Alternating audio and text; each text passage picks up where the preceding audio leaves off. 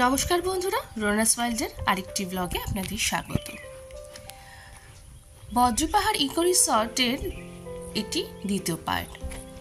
প্রথম পার্টে আপনারা দেখেছেন যে আমরা কিভাবে বজ্রপাহাড় ইকো রিসর্ট আসলাম, বাই রোড কীভাবে আসতে হয়, সম্পূর্ণটা কিন্তু আপনাদের সাথে শেয়ার করেছি।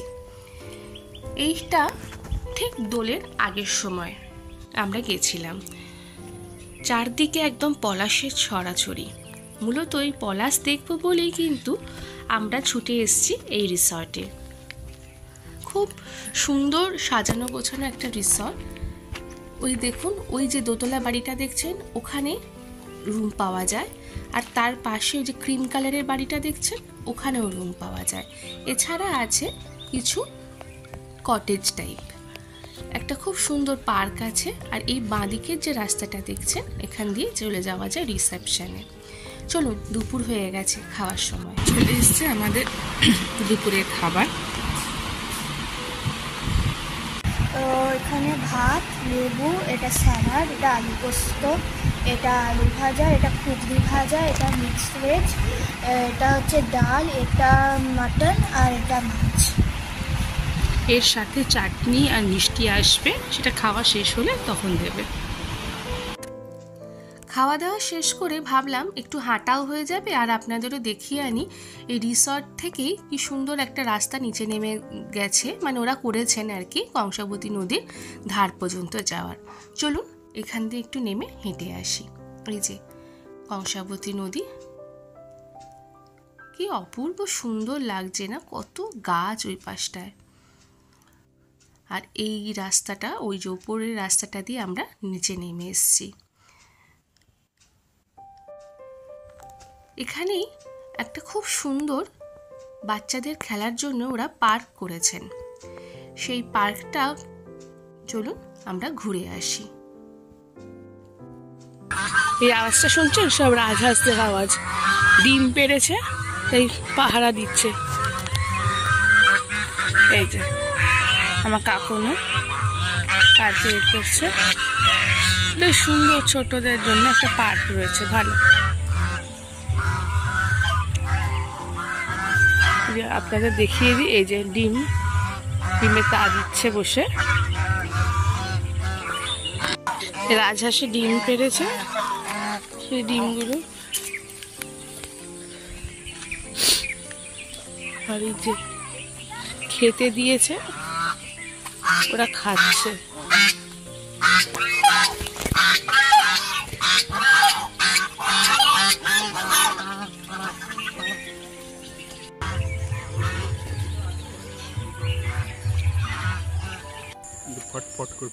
কি সুন্দর আকন্দ ফুল ফুটে আছে দেখুন। এখানকার যারা স্থানীয় লোক আছেন, তারাই এখানকার কর্মী। তাদের মুখে শুনলাম গাড়িতে ঠিক 5 মিনিট মতো রাস্তা লাগে। কংসাবতী নদীর একটা সুন্দর পাড় আছে, চলে এসেছি আমরা সেখানেই। সূর্য ডোবার আগে একটু এখান থেকে ঘুরে যেতে চাই। কি সুন্দর রাস্তাটা দেখুন।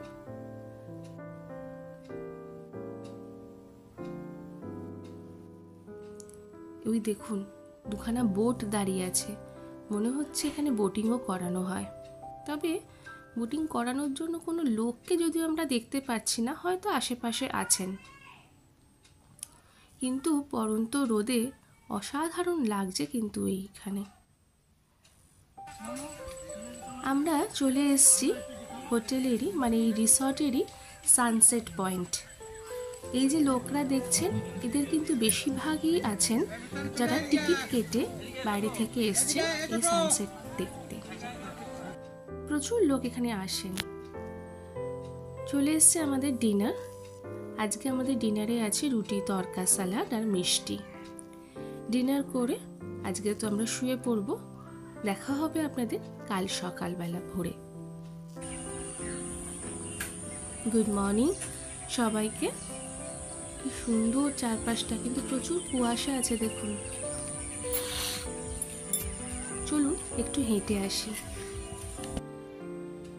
কালকে যেখানে আমরা সানসেট পয়েন্টে গেছিলাম, তার পাশ দিয়েই একটা রাস্তা আরো উঁচুতে উঠে গেছে টিলার উপরে। ওখানে নাকি একটা শিব মন্দির আছে। চলুন দেখে আসি সেই শিব মন্দিরটা।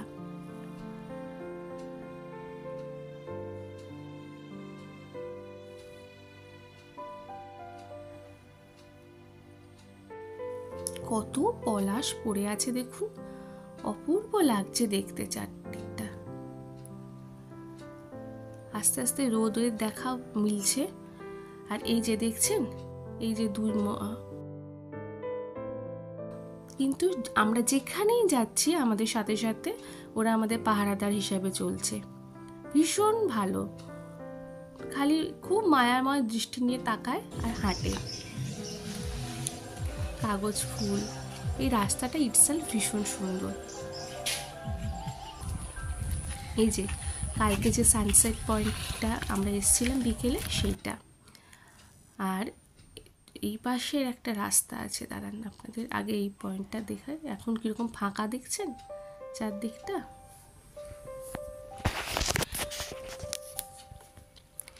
এই যে ওই রাস্তাটা, এই রাস্তাটা দিয়ে সোজা গেলে ওই শিব মন্দিরে পৌঁছানো যাবে। বেশ খানিকটা খাড়াই রাস্তা, তার ভেতর দিয়ে আমাদের যেতে হবে। দেখা যাচ্ছে শিব মন্দির, চলুন আরো খানিকটা উঠতে হবে। ওই যে হলুদ লালচে দেখা যাচ্ছে। পৌঁছে গেছি আমরা।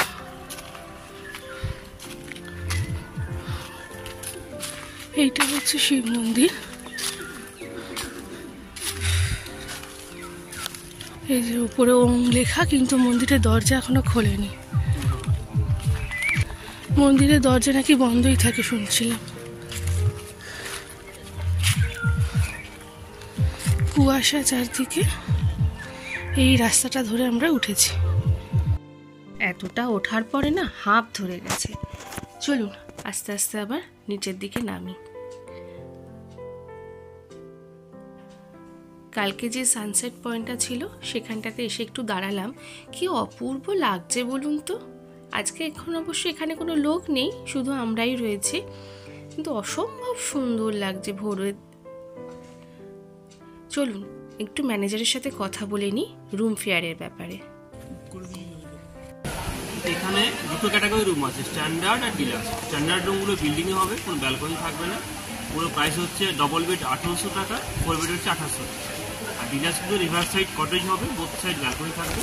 ওটার ডবল বেড হচ্ছে 2500 টাকা, 4 বেড 3500 টাকা। ও, আর সারা বছর আপনাদের সেম রেটই থাকবে। এটা রইল ওনাদের কন্ট্যাক্ট ডিটেলস, একটু ফ্রিজ করে ঢুকে নিতে পারেন। বেরিয়ে পড়েছি অন্য আরেকটি জায়গায় যাওয়ার জন্য। তার জন্য তৃতীয় ব্লগের অপেক্ষা করতে হবে। যদি এই ব্লগটা ভালো লেগে থাকে অবশ্যই লাইক করবেন, শেয়ার করবেন, সাবস্ক্রাইব করবেন এবং কেমন লাগলো জানাবেন। দেখা হবে পরবর্তী ডেস্টিনেশনে আপনাদের সাথে। ততক্ষণের জন্য নমস্কার। সবাই ভালো থাকবেন, সুস্থ থাকবেন।